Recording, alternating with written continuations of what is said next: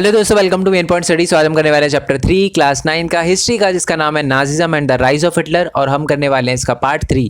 First and second part पहले upload हो चुका है, लिंक नीचे डिस्क्रिप्शन में। अगर वो आपने नहीं देखा तो पहले वो जाकर देख कर आओ, वो भी विद नोट्स है। स्टोरी वे में चैप्टर पढ़ रहे हैं, तो जब फर्स्ट एंड सेकंड पार्ट आपको क्लियर होगा तभी थर्ड पार्ट आपको अच्छे से क्लियर हो पाएगा। ओके जी। सो अभी तक हमने स्टोरी में ये देखा कि फर्स्ट वर्ल्ड वॉर में जर्मनी हार गया, और जर्मनी के हारने के बाद एक ट्रीटी ऑफ वर्सैल्स हुई और जर्मनी के अंदर एक वाइमार रिपब्लिक यानी डेमोक्रेसी स्टैब्लिश हो गई।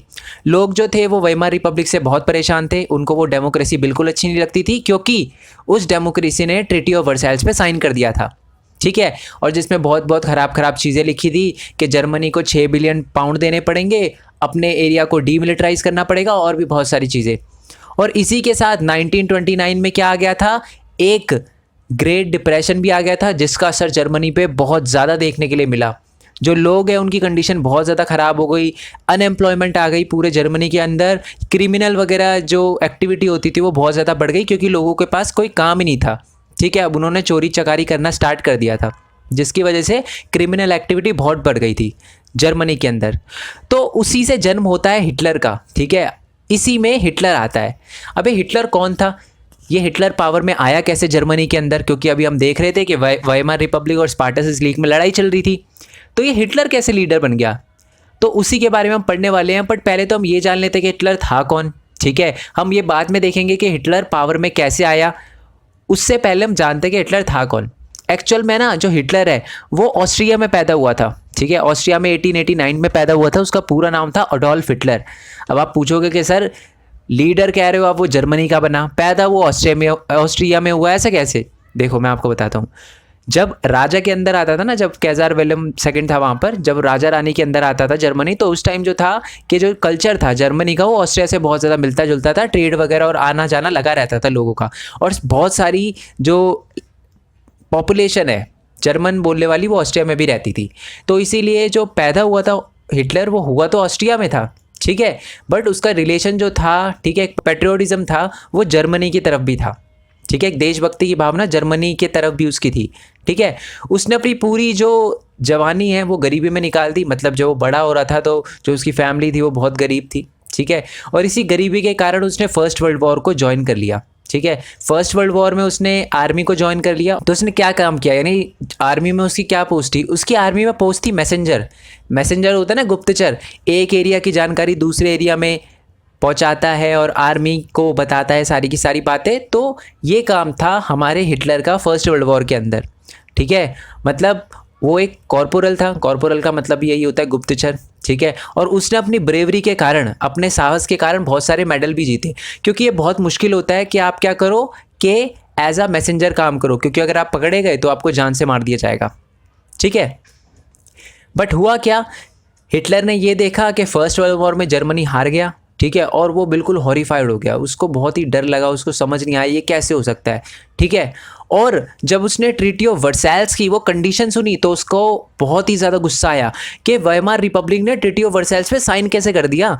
मतलब इतनी ख़राब ट्रीटी, फिर भी जो हमारी वाइमार रिपब्लिक थी उन्होंने साइन कर दिया कि जी दे देंगे $6 बिलियन, कहाँ से लाओगे? तो ये दोनों की दोनों चीज़ों ने जर्मनी के जो हिटलर है, यानी हिटलर जो हमारा बाद में जाकर लीडर बना, उसको बड़ा परेशान किया। अभी नहीं बना वो लीडर। ठीक है। अभी हम बात कर रहे हैं फर्स्ट वर्ल्ड वॉर एंड हो गया, ट्रीटी ऑफ वर्सैल्स हुई, तो बड़ा परेशान था हिटलर। ठीक है। वो जस्ट एक छोटा सा मैसेंजर था आर्मी के अंदर। उसके बाद क्या किया, 1919 में उसने क्या करी, एक जर्मन वर्कर्स पार्टी को ज्वाइन कर लिया। ठीक है। और मैं आपको बता दूं, जो हिटलर था यानी अडोल्फ हिटलर था, वो बोलने में बड़ा अच्छा था। वो लोगों को बहुत जल्दी मोटिवेट कर देता था, कन्विंस कर लेता था। और इसी भाषण देने की जो उसकी क्वालिटी थी, इसी के चलते वो जल्दी ही जर्मन वर्कर्स पार्टी का एक बहुत बड़ा लीडर बन गया। और उसने जर्मन वर्कर्स पार्टी का नाम भी चेंज कर दिया। उसने जर्मन वर्कर पार्टी का नाम जो है वो चेंज करके national socialist German workers party कर दिया, और इसी को आप नाजी पार्टी कहते हो। ठीक है। अबे थोड़ा सुना सुना सा लग रहा है ना, आप जरा ध्यान से देखोगे ना तो हमारे चैप्टर का नाम भी नाजिज्म है। तो नाजी एक पार्टी थी जिसको हिटलर ने ज्वाइन किया था, और नाजी पार्टी के लोगों की जो सोच थी उसी को ये नाजिज्म बोला जाता है। ठीक है। आई होप ये आपको क्लियर हो गया हो। तो अब जो हिटलर था उसने क्या किया था कि नाजी पार्टी बना दी थी, नाजी पार्टी बन चुकी थी, worker party, national German worker party को ज्वाइन किया था, और उसको बाद में उसने नाजी पार्टी में कन्वर्ट कर दिया। ठीक है। 1923 उसके अंदर देशभक्ति की ना बहुत ज़्यादा भावना थी, ठीक है। वो जर्मनी के लिए कुछ करना चाहता था और वो ये चाहता था कि जो पावर है, ठीक है, वो हिटलर के पास आ जाए। हिटलर ऐसा चाहता था कि जितनी भी पावर है ना, यानी जर्मनी को चलाने की, वो मेरे पास आ जाए, हिटलर के पास आ जाए। और इसीलिए उसने क्या किया, 1923 के अंदर वर्ल्ड वॉर ख़त्म होने के 5 साल बाद, 1918 में वर्ल्ड वॉर ख़त्म हो गया था, उसके 5 साल बाद उसने जर्मनी के साउथ वाले पार्ट, जिसका नाम था बवेरिया, बवेरिया पे उसने सोचा कि मैं ना हमला करके, मतलब वहाँ पर कंट्रोल कर लूँगा उसको, और उसके बाद है ना बर्लिन तक मार्च निकालूंगा, ठीक है। मतलब है ना, देखो जैसे ये पूरा का पूरा मान लो अपना जर्मनी है, ठीक है। तो जर्मनी का जो नीचे वाला पार्ट था ना, यहाँ पर उसने सोचा कि यहाँ पर यानी बवेरिया पे कब्जा कर लूंगा। उसके बाद है ना बर्लिन, जहाँ पर अपना पार्लियामेंट था, रिचटैग था, रिचटैग याद है ना, पार्लियामेंट का नाम था। तो उसने सोचा फिर वहाँ तक मार्च निकालूंगा और सारी की सारी पावर जर्मन पार्लियामेंट से छीन के अपने पास ले आऊँगा। पर वो इसमें फेल हो गया, ठीक है। जैसे ही वो बाहर निकला, मतलब वो है ना जैसे ही मूवमेंट करने के लिए निकले, मार्च निकालने के लिए निकले, वैसे ही उनको वेइमार रिपब्लिक की पुलिस ने पकड़ लिया, ठीक है। वेइमार रिपब्लिक ने बोला अच्छा जी हमको हटाओगे, तो इसलिए वेइमार रिपब्लिक की जो पुलिस थी उन्होंने उसको पकड़ लिया और उस पर देशद्रोह का आरोप लगाया।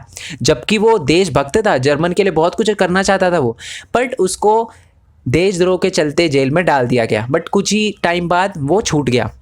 अब है ना, जो हमारा हिटलर था उसको ये बात तो पता चल चुकी थी कि अगर वो रेवोल्यूशन वगैरह करेगा ना तो कोई फ़ायदा नहीं है, वो जीत ही नहीं पाएगा, वो लीडर बन ही नहीं पाएगा। तो उसने एक दूसरा तरीका लगाया। उसने सोचा यार मैं एक काम करता हूँ, मैं इलेक्शन लड़ता हूँ, क्योंकि जब इलेक्शन लड़ जाऊंगा तो फिर अगर मैं जीत गया तो मैं लीडर बन जाऊंगा, सिंपल सीधी बात है। तो उसने सोचा कि जी इलेक्शन लड़ते हैं। तो उसके बाद 1928 में उसने इलेक्शन लड़ा, ठीक है। उसने सोचा कि इलेक्शन लड़ूंगा, जीत जाऊंगा, लीडर बन जाऊंगा। बट 1928 में जब उसने इलेक्शन लड़ा ना, तो उसको सिर्फ 2.6% वोट मिले, मतलब इतने कम वोट मिले। और आपको पता ही है कि जो हमारा जर्मनी था वहाँ पर क्या था कि प्रपोर्शनेट रिप्रेजेंटेटिव था, यानी जितने परसेंट तुम्हारे लीडर जीते हैं उतने ही परसेंट तुम्हारे लोग पार्लियामेंट के अंदर बैठेंगे। तो 2.6% तो कुछ भी नहीं होता, तो यानी हिटलर के पास तो कुछ भी पावर नहीं थी। पर उसी के 4 साल बाद जब इलेक्शन हुए ना 1932 में, तो एक बिल्कुल अलग बात देखने के लिए मिली, एक शॉकिंग बात देखने के लिए मिली कि जो हमारा हिटलर है, उसकी जो नाजी पार्टी है, उसको 37% वोट मिले। यानी इन 4 सालों में ऐसा क्या हो गया जिसकी वजह से हिटलर को 2.6% वोट से वो सीधा 37% वोट पे आ गया। आप जानते हो इस टाइम के बीच में क्या हुआ था? अगर आपको याद है तो बहुत अच्छी बात है, अगर आपको याद नहीं है तो लास्ट पार्ट देख कर आना। इस टाइम के बीच में ग्रेट डिप्रेशन आया था, याद है ना, 1929 में ग्रेट डिप्रेशन आया था, जिसके चलते जो हिटलर है उसने बोला कि मैं ग्रेट डिप्रेशन खत्म कर दूंगा। बहुत बुरी हालत हो गई थी ग्रेट डिप्रेशन में, 1929 में बहुत बुरी हालत हो गई थी जर्मन की। बैंक जो थे वो कोलैप्स हो गए थे, ठीक है, बैंक करप्ट हो गए थे, जो बिजनेसमैन थे उनके बिजनेस बंद हो गए थे, वर्कर की जॉब वगैरह जा रही थी, ठीक है। मिडिल क्लास में एक प्रोलेटेरियनिज्म वाली जो फीलिंग थी वो जाग गई थी, उनको लग रहा था वो दोबारा से गरीब हो जाएंगे। ये जो सिचुएशन थी वो पीक पे थी, जो लोग थे वो बड़े परेशान थे, और इसी का फ़ायदा उठाया हमारे हिटलर ने और हमारी नाजी पार्टी ने। नाजी पार्टी ने क्या करना स्टार्ट कर दिया, प्रोपागेंडा करना स्टार्ट कर दिया। प्रोपागेंडा का मतलब क्या होता है, specific type of message directly aimed to influencing the opinion of the people through the use of poster, film and speeches। तो जो हमारी नाजी पार्टी थी उन्होंने प्रोपागेंडा करना स्टार्ट कर दिया, डायरेक्टली लोगों को इन्फ्लुएंस करना स्टार्ट कर दिया, लोगों को बताना स्टार्ट कर दिया कि जी यही है, यही आपकी सारी की सारी प्रॉब्लम सॉल्व करेगा, हिटलर को वोट दो, यही आपको इस परेशानी से बाहर निकालेगा। हिटलर की जो नाजी पार्टी थी उसने हिटलर को ऐसा मसीहा की तरह पेश किया, ठीक है। मैं बना के नहीं बोल रहा, ये बात लिखी हुई है, पढ़ाऊंगा मैं अभी पूरा, बट मैं आपको बता देता हूँ कि जो नाजी पार्टी है उसने हिटलर को ऐसा मसीहा की तरह पोर्ट्रे किया, जर्मन लोगों को बताया कि यही है आपको जो परेशानी से निकाल देगा, यही है जो डिप्रेशन को ख़त्म कर देगा, यही है जो ट्रीटी ऑफ वर्साइल्स में जो 6 बिलियन पाउंड देने थे और भी बहुत सारी चीज़ें थी उसको ख़त्म कर देगा, और जो जो एरिया हमने खोया है उसको भी दोबारा पाने में हिटलर एक बहुत अहम भूमिका निभाएगा, इसलिए आप हिटलर को वोट दो, ठीक है। ये प्रोपेगेंडा शुरू हो गया था। और आपको पता ही है, मैंने आपको बताया था कि हिटलर जो था एक पावरफुल स्पीकर था, बड़ी बड़ी जोश से बोलता था, लोगों में बिल्कुल खून खोल जाता था, मतलब जब वो बोलता था, ठीक है, बड़ा मोटिवेटिंग स्पीकर था वो, ठीक है। और he promise to build a strong nation, उसने वादा किया मैं एक स्ट्रॉन्ग नेशन बनाऊंगा, undo the injustice of Versailles treaty, जो भी वर्साइल्स ट्रीटी में हमारे साथ हुआ है ना खराब, उसको मैं दोबारा से वैसे कर दूंगा जैसे पहले था वो, ठीक है। अंडू अगर आप कंप्यूटर वगैरह चलाते होगे तो आपको पता चलेगा, अंडू का मतलब वापस वैसे ही कर दूंगा सब कुछ जैसे पहले था जर्मनी। सारी की सारी जो इज्जत है जर्मन के लोगों की वो मैं वापस ले आऊँगा, ये बोला हिटलर ने। ठीक है। उसने ये भी प्रॉमिस किया कि जो भी लोग जॉब की तलाश में है ना, मैं उन सब लोगों को जॉब दूंगा और जो हमारे यूथ है, जो हमारे लोग हैं, उनका फ्यूचर सिक्योर कर दूंगा। उसने ये भी बोला कि जो भी दूसरे देश जो है हमारे खिलाफ जो कॉन्स्पिरेसी का मतलब होता है षड्यंत्र, जो भी दूसरी कंट्री हमारी कंट्री के ऊपर षड्यंत्र रच रही है ना, मैं उसको भी ख़त्म कर दूंगा, सब कुछ ख़त्म कर दूंगा। यही बोला नाजी पार्टी ने, यही बोला हिटलर ने। और इसी की वजह से हिटलर को 1932 में 37% वोट मिले और नाजी पार्टी उस टाइम की लार्जेस्ट पार्टी बन गई। अभी तक किसी को भी इतने ज़्यादा वोट नहीं मिले थे जितने हिटलर को मिले, हिटलर की नाजी पार्टी को मिले। ठीक है। और मैं बता देता हूँ कि नाजी पार्टी ने प्रोपेगेंडा कैसे कैसे किया, मतलब लोगों को इन्फ्लुएंस कैसे किया, वो मैं आपको बता देता हूँ। आ जाता है कि नाजी पार्टी ने कैसे कैसे इन्फ्लुएंस किया। Nazis held a massive rally, public meetings and demonstrate the support for Hitler. मतलब बड़ी बड़ी रैली करी जाती थी, ठीक है, हिटलर को सपोर्ट करने के लिए। पब्लिक मीटिंग रखी जाती थी हिटलर को सपोर्ट करने के लिए, ताकि जब लोग देखें ना उस मीटिंग को तो उनको लगे अरे ये कौन आ गया। मतलब वो लोग जो थे वो बिल्कुल फैसिनेट हो जाते थे कि यार ये तो बड़ा लीडर है, ये तो हमारे लिए बहुत अच्छा करेगा, स्पीच भी अच्छी देता है, इतनी बड़ी बड़ी रैली निकाल रहा है। तो ये वो करते थे, नाजी पार्टी का यही प्रोपेगेंडा था। और साथ में आपको पता है उनका एक रेड बैनर था जिसके बीच में एक स्वास्तिका का सिंबल था, ठीक है, यही उसका फ्लैग था, आपको पता है। और नाजी सल्यूट, उसने एक नाजी सल्यूट भी निकाला था, ठीक है, मतलब अपना हाथ सीधा करके नाजी सल्यूट करा जाता था। ठीक है। और the rituals round of applause after the speeches were all the part of spectacles of power। मतलब बहुत ज़्यादा इन्फ्लुएंस करा इस नाजी पार्टी ने लोगों को, ठीक है, अपने बैनर से, अपने लोगो से, अपने फ्लैग से, अपने नाजी सल्यूट से। और बड़ी बड़ी रैलीज और बड़े बड़े रिचुअल्स रखे जाते थे। मतलब पॉलिटिक्स का है ना एक ढंग चेंज कर दिया था उसने। ठीक है। पहले पॉलिटिक्स होती थी कि सिर्फ लोगों को स्पीच देकर, बट उसने बड़ी बड़ी रैलीज, पब्लिक मीटिंग से सारी की सारी चीज़ें करी जिससे लोग इन्फ्लुएंस हुए। ठीक है। अपनी पावर को शो किया उसने। ठीक है। उसको लगा, बहुत सारे लोगों को लगा हाँ यार ये पावरफुल लीडर है, ये जो भी ट्रीटी ऑफ वर्साइल्स में गलत हुआ उसको सही कर सकता है। ठीक है। Nazi propaganda skillfully projected Hitler as a मसीहा। जो नाजी पार्टी कर रही थी ना, जो नाजी पार्टी करना चाहती थी वो उसने कर दिया था। उसने लोगों को विश्वास दिला दिया कि जो हिटलर है वो एक मसीहा है और a saviour as someone who had arrived to deliver people from their distress. यानी यही बंदा, यानी हिटलर एक मसीहा है और यही आपका सेवियर है और यही आपको इन परेशानियों से बाहर निकाल सकता है। ये नाजी पार्टी ने लोगों को यकीन दिला दिया था। It is an image that captured the imagination of people whose sense of dignity and pride had been shattered। मतलब जो लोगों की जो डिग्निटी थी, लोगों की जो इज्जत थी, लोगों को लग रहा था यार कि हमारा जो हौसला वो बिल्कुल डगमगा गया था। बट जब हिटलर आया ना तो उसने लोगों को ये बताया कि मैं दोबारा से जर्मनी को वैसा बना दूंगा जैसे वो पहले था। तुम्हारा जो प्राइड है, तुम्हारी जो इज्जत है वो दोबारा से लेकर आऊँगा मैं। ये भरोसा दिला दिया था हिटलर ने और इसी की वजह से आपको पता है कि हिटलर को इतने सारे वोट मिले। ठीक है। अब आपको पता ही है कि जिस पार्टी को सबसे ज़्यादा वोट मिलते हैं वही पार्टी का लीडर बनता है और हुआ भी यही। नेक्स्ट टॉपिक है आपका डिस्ट्रक्शन ऑफ डेमोक्रेसी। ठीक है। अभी आपको पता है ना सब कुछ डेमोक्रेसी चल रहा है। अभी डेमोक्रेसी का मतलब क्या होता है? Democracy is the form of government where people elect their representative. और हुआ भी यही था, लोगों ने 37% वोट देकर नाजी पार्टी को जितवाया था। बट आप अभी देखना धीरे धीरे धीरे धीरे ये जो नाजी पार्टी और हिटलर है डेमोक्रेसी को बिल्कुल ख़त्म कर देंगे। लोगों की बातें नहीं सुनेंगे, वही करेंगे जो उनका मन करेगा। अभी आप देखना हुआ क्या। तो आपको पता ही है कि जो नाजी पार्टी है उसको बहुत ज़्यादा वोट मिले, 37% वोट मिले। और इसी की वजह से 30 जन 1933 को जो जर्मनी के प्रेसिडेंट थे जिनका नाम था हिंडनबर्ग, उन्होंने ऑफर करी chancellorship, the highest position of cabinet of minister to Hitler. मतलब जैसे हमारे इंडिया में होता है ना प्रेसिडेंट, मतलब प्रेसिडेंट सिर्फ नाम के होते हैं, सारे के सारे सिग्नेचर उनके होते हैं बट उनके पास इतनी पावर नहीं होती। वैसे ही जर्मनी के अंदर प्रेसिडेंट की पोस्ट थी। ठीक है। प्रेसिडेंट ने ये देखा कि सबसे ज़्यादा जो वोट मिले हैं वो नाजी पार्टी को मिले हैं, तो नाजी पार्टी का ही कोई बंदा चांसलर बनेगा। चांसलर यानी जैसे हमारी कंट्री में प्राइम मिनिस्टर होता है ना, वही सारे के सारे काम संभालते हैं। ठीक है।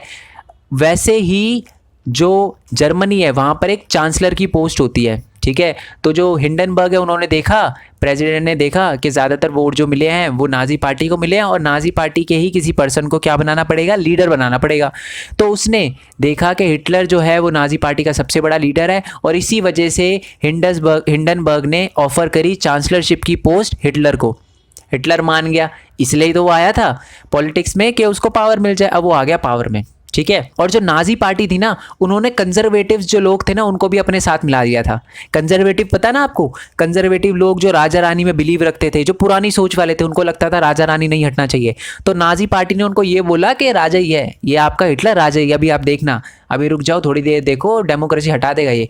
तो जो कंजर्वेटिव लोग हैं वो भी उनकी साइड हो गए, ठीक है। Having acquired power, Hitler set out the dismantle the structure of democratic rule. जैसे हिटलर पावर में आया ना, उसने सोचना स्टार्ट कर दिया कि मैं डेमोक्रेसी को कैसे हटाऊं, और उसने कुछ ऐसा ही किया। बहुत सारी उसने ऐसी चीज़ें करी जिसकी वजह से सबको पता चल गया था कि जी डेमोक्रेसी अब जर्मनी में नहीं टिकने वाली। ऐसा क्या किया उसने, देखो अब मैं आपको कुछ इंसिडेंट बताता हूँ।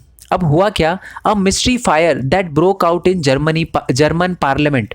जर्मन पार्लियामेंट क्या, रिचटैग, ठीक है, बिल्डिंग इन फैब 30 जैन 1933। इस दिन जो हमारे हिंडनबर्ग थे उन्होंने हिटलर को जो चांसलरशिप थी वो ऑफर करी। उसके बाद जो हिटलर था वो एक चांसलर बन गया, कहाँ का, जर्मनी का। पर जो हिटलर था आपको पता है वो तो चांसलर बनना ही नहीं चाहता था, वो तो डेमोक्रेसी लाना ही नहीं चाहता था, वो तो डिक्टेटरशिप लाना चाहता था। वो तो ये चाहता था जो मैं बोल दूँ वही हो, ठीक है। डेमोक्रेसी में आपको लोगों की बात सुननी पड़ती है, पर जो हिटलर चाहता था वो ये चाहता था कि जो भी हो ना वो सिर्फ उसके कहने पे हो, और इसलिए उसने सोचा कि डेमोक्रेसी हटानी पड़ेगी। और हुआ क्या, फरवरी में बिल्कुल हिटलर के लीडर बनने के कुछ ही दिनों बाद एक आग लग गई। कहाँ पर, पार्लियामेंट के अंदर, जर्मन पार्लियामेंट के अंदर। और कहा जाता है कि ये जो आग थी वो नाजी पार्टी ने लगाई थी। अब आप सोच रहे हो सर नाजी पार्टी जीत तो गई थी, अब उसने अपने ही पावर पे, मतलब जब नाजी पार्टी है वो जीत चुकी है तो फिर वो पार्लियामेंट में क्यों आग लगाएगी। इसका एक रीज़न है, बड़ा शातिर दिमाग था उनका। देखो ऐसा क्यों हुआ। A fire decree of 28 Feb 1933 indefinitely suspend the civics right like freedom of speech assembly that had been guaranteed by the Weimar Constitution। Hitler ने थोड़ा दिमाग दिखाया, उसने कहा कि यार मान लो अगर मैं यहाँ से डेमोक्रेसी हटा दूंगा डायरेक्टली, तो लोग जो है वो स्पीचेस देंगे, बोलेंगे कि जी हटाओ, लोग बोलेंगे बार बार कि हटाओ हटाओ, हमें नहीं चाहिए हिटलर, हमें तो डेमोक्रेसी चाहिए, लोग ऐसे करेंगे। तो हिटलर ने थोड़ा शातिर दिमाग दिखाया। नाजी पार्टी ने जर्मन पार्लियामेंट के अंदर खुद ही आग लगा दी और बोला कि जी आग हमने नहीं, अपोजिशन की पार्टी ने लगाई है, और हम चाहते हैं कि शांति से सब कुछ काम हो जर्मनी के अंदर, और इसीलिए हम क्या ला रहे हैं, एक फायर डिक्री ला रहे हैं जिसके तहत कोई भी अपोजिशन का लीडर हमारे खिलाफ कुछ ना बोल पाए, नॉर्मल लोग हमारे खिलाफ कुछ ना बोल पाए, और हम अपना काम शांति से करते रहें, ठीक है। ये बोला नाजी पार्टी ने, और नाजी पार्टी ने जितने भी राइट ऑफ फ्रीडम थे ना, या right to freedom of speech, ये सारे के सारे सस्पेंड कर दिया। अब कोई भी हिटलर के खिलाफ नहीं बोल सकता था, ठीक है। और इसी का फ़ायदा उठाते हुए हिटलर ने क्या किया, जो उसके सबसे बड़े एनिमीज़ थे, जो कम्युनिस्ट थे, ठीक है, जो कम्युनिस्ट थे वो नहीं चाहते थे कि कभी भी जर्मनी के अंदर डिक्टेटरशिप आए, तो इसी का फ़ायदा उठाया हमारे हिटलर ने। और हिटलर ने इन सब को, जो भी लोग हिटलर के खिलाफ बोलते थे, उनके एनिमीज़ थे, कम्युनिस्ट हो गए और भी बहुत सारे लोग, उनको कंसंट्रेशन कैंप में डालना स्टार्ट कर दिया। भाई कंसंट्रेशन कैंप क्या होते हैं, कंसंट्रेशन कैंप है ना एक ऐसी जगह होती है, जब मैंने चैप्टर स्टार्ट करा था तब मैंने आपको बताया था, कंसंट्रेशन कैंप एक ऐसी जगह होती है जहाँ पर लोगों को रखा जाता है, गैस छोड़ दी जाती, मार दिया जाता है, ये करा जाता है कंसंट्रेशन कैंप में। तो ऐसे ही किया हमारे हिटलर ने, कंसंट्रेशन कैंप में डालना शुरू कर दिया लोगों को, जो भी उसके एनिमीज थे। They were however only one among the 52 type of victim persecuted by the Nazis across the country. Actual में जो कम्युनिस्ट थे ना वो सिर्फ एक टाइप के लोग थे, और इसी के साथ साथ 52 अलग अलग टाइप के लोग, जिसमें से बहुत सारे अलग अलग लोग थे, आगे हम चैप्टर में पढ़ेंगे उनको, जैसे ज्यूज हो गए, ठीक है, और भी जिप्सीज हो गए, पॉलिश हो गए, इन सबको कंसंट्रेशन कैंप में भरना शुरू कर दिया और उनको परसिक्यूट करना स्टार्ट कर दिया, मारना वगैरह स्टार्ट कर दिया। ये तो हिटलर ने तब किया जब वो फायर डिक्री लेकर आया था, ठीक है। फायर डिक्री लेकर आने के बाद उसको पता था कि कोई भी उसके खिलाफ बोल नहीं सकता, इसलिए उसने जितने भी कम्युनिस्ट और जो भी एनिमीज थे उनको कंसंट्रेशन कैंप में डालना स्टार्ट कर दिया। देखो है ना शातिर, कि अब कोई भी उसके खिलाफ ना बोल पाए। और उसी के बाद, ठीक है, 3 मार्च 1933, कुछ ही टाइम बाद वो एक अनेबलिंग एक्ट भी लेकर आया था, एक और कानून लेकर आया था। ठीक है, वो कानून क्या था कि this act establish dictatorship in Germany. Finally हमारा जो लीडर है यानी हिटलर है वो डिक्टेटर बन गया। ठीक है, उसने डिक्टेटरशिप स्टैब्लिश कर दी। कहाँ पर? जर्मनी के अंदर। It gave Hitler all the power to sideline parliament and the rule by decree. मतलब अब इसके बाद हिटलर के पास सारी पावर आ गई, अगर वो चाहे तो पार्लियामेंट वगैरह को साइड कर सकता है और जो वो बोलेगा वो कानून बन जाएगा। इसे ही कहते हैं रूल बाय डिक्री, यानी जो बोल दिया वो कानून बन गया। अब ऐसा हो गया था जर्मनी के अंदर। कब हो गया था? जब हिटलर क्या लेकर आ गया था? एक अनेबलिंग एक्ट लेकर आ गया था। कब? 3 मार्च 1933 को डिक्टेटरशिप स्टैब्लिश हो गई थी जर्मनी में और हिटलर के पास सारी की सारी पावर आ गई थी, जिससे वो पार्लियामेंट को साइड कर दे एकदम और रूल बाय डिक्री चलाए, यानी जो बोल दिया जाए हिटलर के द्वारा वो कानून बन जाए। ठीक है, अब पहले तो हम कंसंट्रेशन कैंप की एक बार डेफिनेशन पढ़ लेते हैं। ठीक है, उसके बाद हम आगे बढ़ेंगे। ओके, कंसंट्रेशन कैंप आपको पता है ना, जहाँ पर जो हिटलर था वो अपने एनिमीज वगैरह को रखता था जो उनको पसंद नहीं थे। ठीक है, और प्रोसिक्यूट वगैरह करता था। A camp where people were isolated and detain without the due process of law, यानी बिना कानून की परवाह करे, बिना उन पे कानूनी कार्रवाई करे जब लोगों को कैंप में रखा जाता है तो इसी को हम कहते हैं concentration camp. Typically it was surrounded by the electrified wire fence. इसका मतलब है कि क्या होता था इन कंसंट्रेशन कैंप के है ना आसपास इलेक्ट्रिक वायर लगी होती थी। ठीक है, जिससे कोई भी बंदा कंसंट्रेशन कैंप से बाहर ना जा पाए।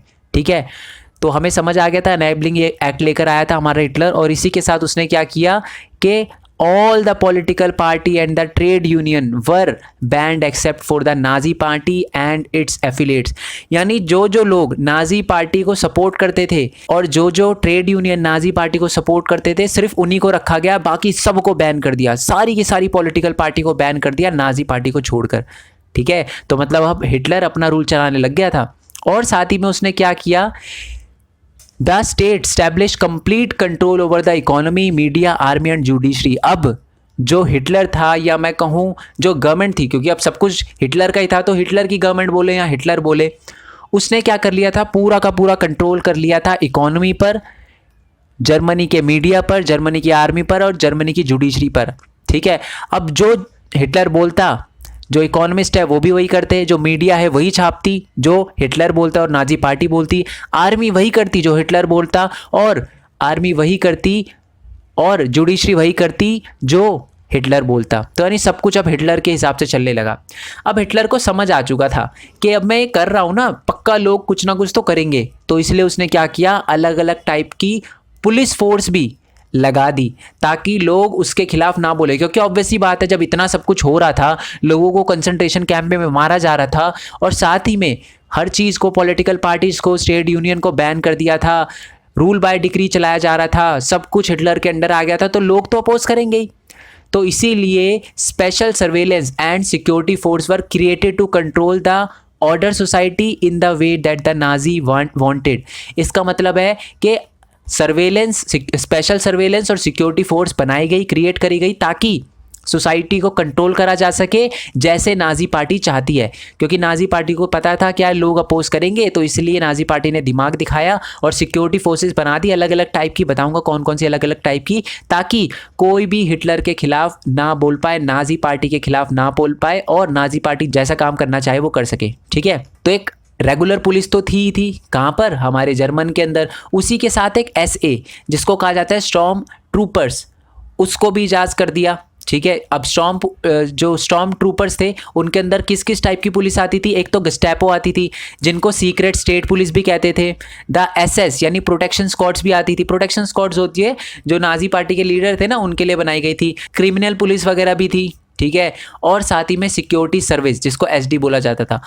ऐसी ऐसी पुलिस फोर्स क्रिएट कर दी थी हिटलर ने सोसाइटी पर कंट्रोल करने के लिए। और इसी के साथ जो हमारी नाजी पार्टी थी उसने इस स्टॉर्म ट्रूपर्स को और जितनी भी पुलिस फोर्स थी उनको एक्स्ट्रा कॉन्स्टिट्यूशनल पावर दे दी थी। ठीक है, organise forces with extra constitutional power made the Nazi state dreaded criminal state. यानी ऑर्गेनाइज फोर्सेस के पास एक्स्ट्रा कॉन्स्टिट्यूशनल पावर आ गई थी और उन्होंने नाजी स्टेट को ड्रेडेड क्रिमिनल स्टेट में कन्वर्ट कर दिया। जो नाजी थी उन्होंने स्टेट को ड्रेडेड क्रिमिनल स्टेट यानी एक तरह से चिंतित, ठीक है, भयानक स्टेट, क्रिमिनल स्टेट में कन्वर्ट कर दिया था। जो ऐसी प्रॉब्लम थी, जो पुलिस ही थी वही लोगों पर अत्याचार कर रही थी, ऐसा स्टेट बना दिया था नाजी पार्टी ने। People could now be detained in Gestapo torture chamber and arrested without any legal procedure. मतलब जो हमारी अलग अलग टाइप की पुलिस थी, पुलिस फोर्स थी, वो लोगों को पकड़ रही थी, गस्टैपो टॉर्चर चेम्बर में ले जा रही थी, अरेस्ट कर रही थी बिना किसी लीगल प्रोसीजर के। मतलब जो चाहे वो करती थी वो लोगों के साथ, तो बहुत बुरा हो रहा था। तो अब जो हिटलर था उसने पूरी तरीके से डेमोक्रेसी को ख़त्म कर दिया और इसीलिए इस टॉपिक का नाम है the destruction of democracy. I hope ये वाला पार्ट आपको समझ आया हो, ठीक है। नेक्स्ट पार्ट में मैं ट्राई करूंगा पूरा का पूरा चैप्टर कवर करवा दूं। आई होप आपको वीडियो अच्छी लगी हो। वीडियो अच्छी लगी हो तो लाइक करना, चैनल को सब्सक्राइब करना, जितना हो सके इस वीडियो को शेयर करना। नेक्स्ट पार्ट में हम ये देखेंगे, देखो अभी तो हमने छोटा सा पढ़ा कि जो हिटलर है उसने कंसंट्रेशन कैंप पे लोगों को रखना स्टार्ट किया, किन किन लोगों को रखा, क्यों रखा और क्या क्या किया उस हिटलर ने, उसके बारे में हम देखेंगे। क्योंकि डेमोक्रेसी तो हट चुकी है ना, जो अभी अभी हमने देखा हिटलर आया तो डेमोक्रेसी हट चुकी है। अब देखेंगे जब वो रूल करने लगा एज अ डिक्टेटर तो उसने क्या क्या किया, ठीक है। तो वीडियो को लाइक करे बिना मत जाना। और एक और बात यार, मोस्ट इंपॉर्टेंट बात, मैंने एक न्यू चैनल बनाया है, डिस्क्रिप्शन में उसका लिंक दे रखा होगा, उसको ज़रूर सब्सक्राइब करना। क्योंकि वहाँ पर मैं अपनी यूट्यूब जर्नी के बारे में बताने वाला हूँ, मैंने कैसे यूट्यूब से अर्न किया, मैं वीडियो कैसे बनाता हूँ, एडिट कैसे करता हूँ, और भी बहुत सारे अलग अलग प्लेटफॉर्म जिससे आप भी अर्न कर सको, ठीक है। मैं कुछ नहीं चाहता, बस ये चाहता हूँ कि आप भी, क्योंकि स्टूडेंट की लाइफ में भी बहुत सारी प्रॉब्लम आती है पैसे से रिलेटेड, तो वो सॉल्व कर सके वो खुद, ठीक है। तो उसी के लिए मैंने वो दूसरा यूट्यूब चैनल बनाया। अभी तक देखो मैंने कुछ अपलोड भी नहीं किया, फिर भी उस पर 1200 से ज़्यादा सब्सक्राइबर है, ठीक है। क्यों?